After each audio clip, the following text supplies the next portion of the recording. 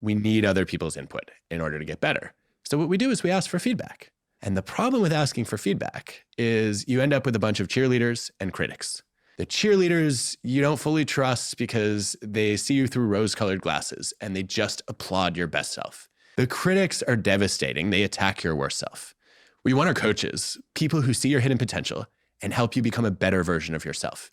They're people that you rely on who are part of that challenge network, who enable you to keep growing. So how do you get your cheerleaders and critics to be better coaches? What you do is instead of asking them for feedback, you seek their advice. When you ask for feedback, people look at the past. If you ask for advice, they turn to the future and they become more specific and more actionable in giving you tips and suggestions. I'll give you the personal example on this one.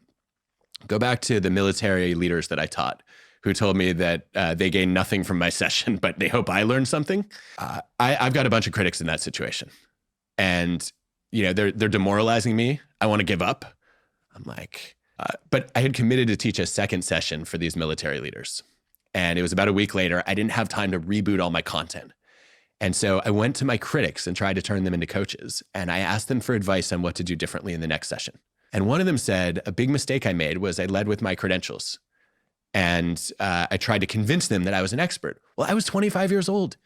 These are seasoned military leaders. They've got multi-billion pound budgets. I'm not going to convince them that I am more experienced than they are.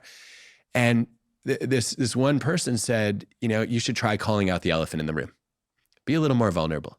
So I walk in the next week, I look out at the room and I say, all right, I know what you're all thinking right now. What could I possibly learn from a professor who's 12 years old? Silence.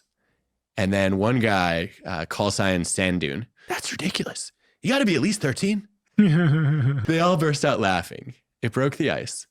I more or less taught the same material, but the feedback was much more positive afterward.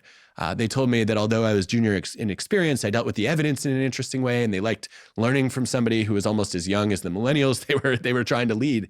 And I learned from that experience that the very people it felt like they were trying to take me down, if I asked for their advice instead of their feedback, they actually gave me a tip that built me up.